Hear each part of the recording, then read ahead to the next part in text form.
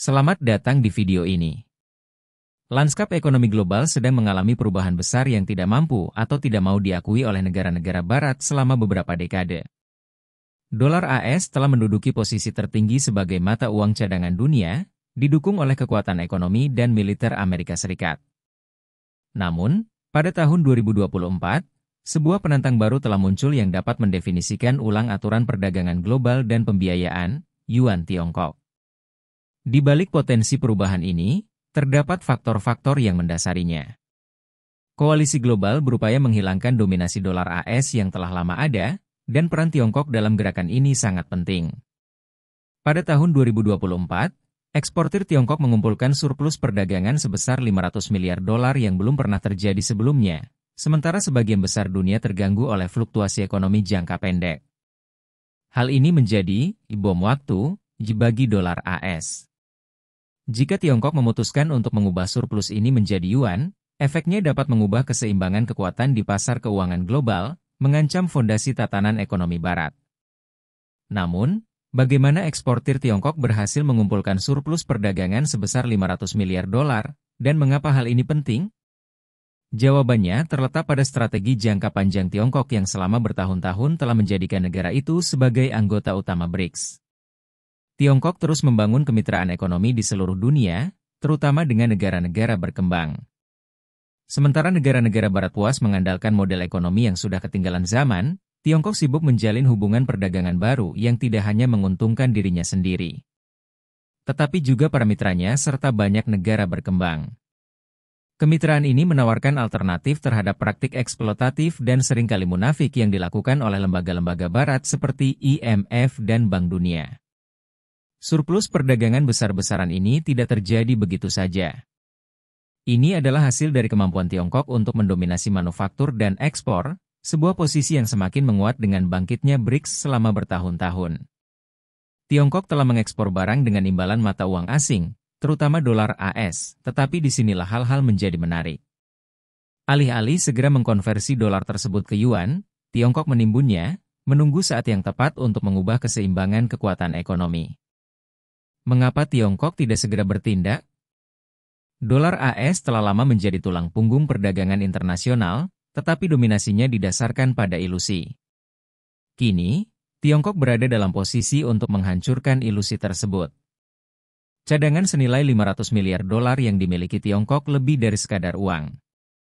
Ini adalah pengaruh ekonomi yang bisa digunakan untuk mengganggu pasar global dengan cara yang tidak pernah diantisipasi oleh Barat.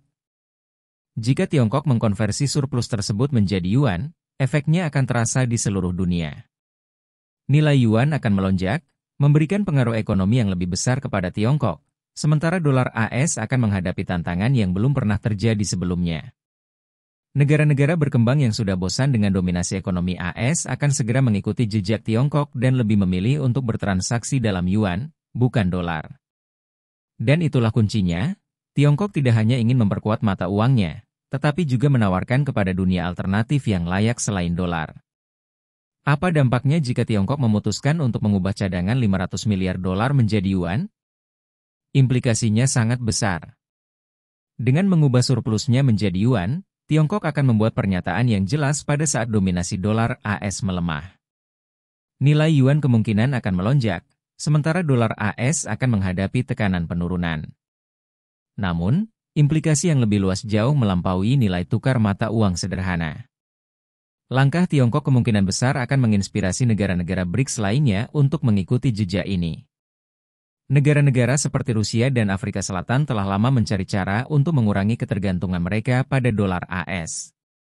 Yuan yang lebih kuat akan memberi mereka peluang sempurna untuk beralih dari transaksi berbasis dolar, memperkuat BRICS sebagai alternatif nyata terhadap sistem keuangan yang didominasi Barat.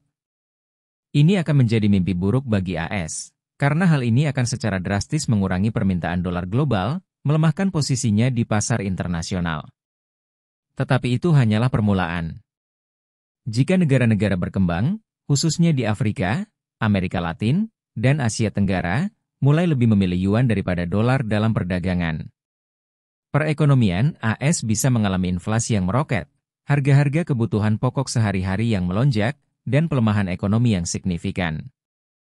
Nilai dolar, yang telah lama ditopang oleh statusnya sebagai mata uang cadangan dunia, akan anjlok karena permintaan akan mata uang tersebut menurun.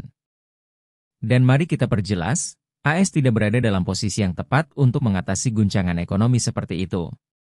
Keputusan Tiongkok untuk mengubah surplusnya menjadi yuan juga akan menjadi peringatan bagi negara-negara barat.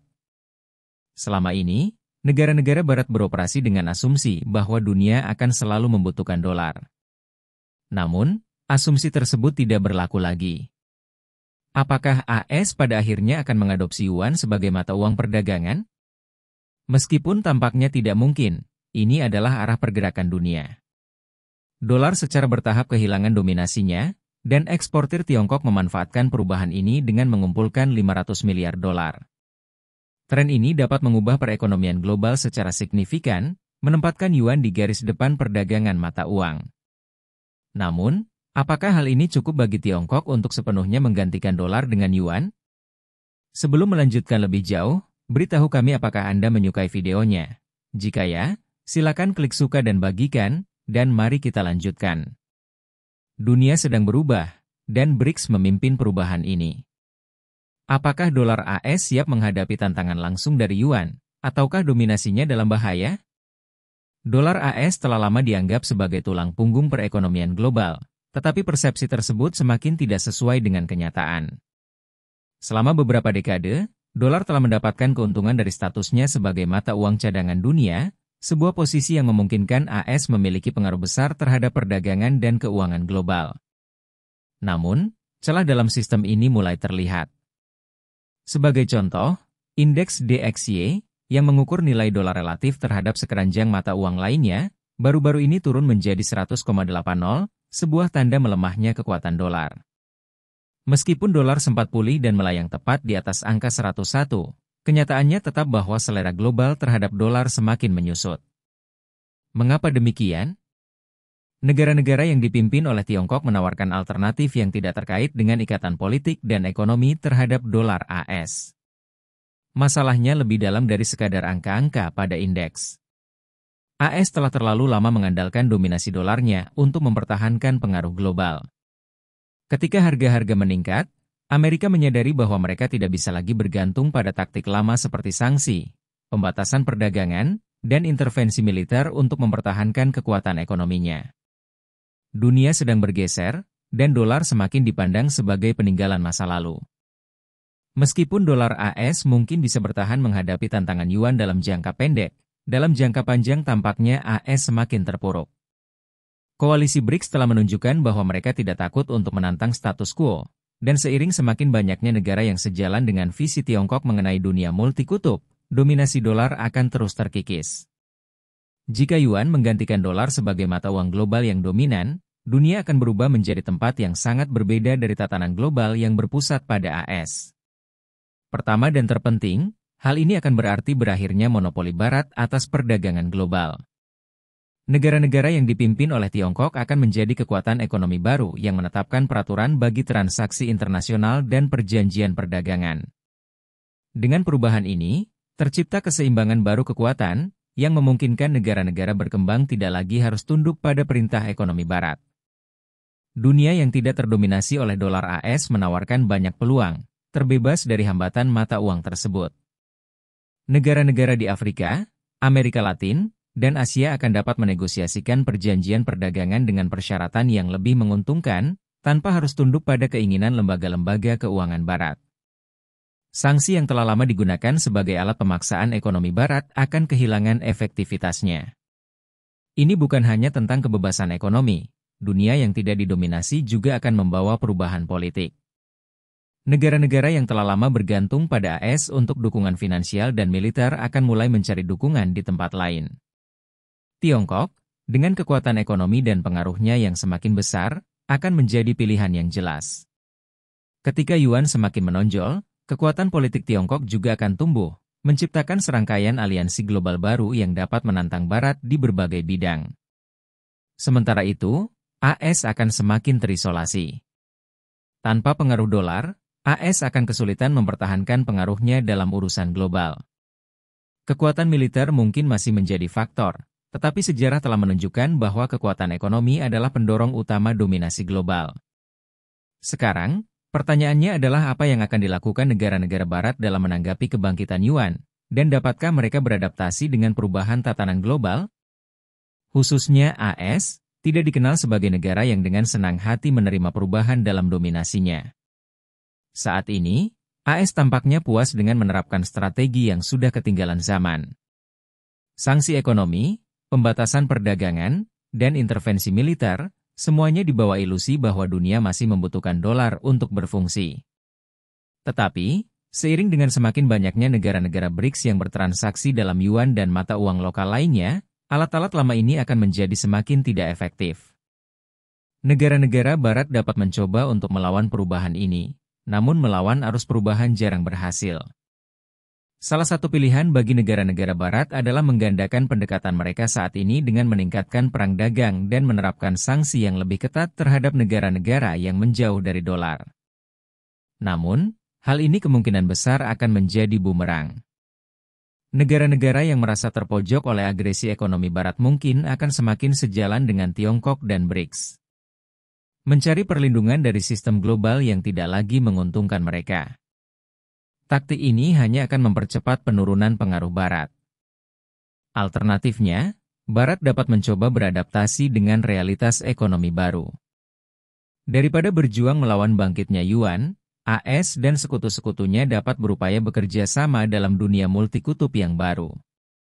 Ini mungkin berarti menerima bahwa dolar tidak akan lagi menjadi mata uang cadangan global, sebuah kenyataan yang sulit diterima oleh AS. Namun, jika negara-negara barat berharap untuk tetap relevan di dunia yang semakin didominasi oleh BRICS dan Tiongkok, maka adaptasi bukan hanya pilihan, melainkan suatu keharusan. Mereka dapat berinvestasi dalam memperkuat ekonomi domestik, fokus pada inovasi dan daya saing, daripada bergantung pada supremasi dolar. Mereka juga bisa menjalin hubungan perdagangan yang saling menguntungkan dengan negara-negara BRICS dan negara-negara yang menerima yuan sebagai mata uang yang layak untuk transaksi internasional. Hal ini memerlukan kerendahan hati dan pandangan jauh ke depan, dua sifat yang telah lama tidak ada dalam kebijakan luar negeri AS.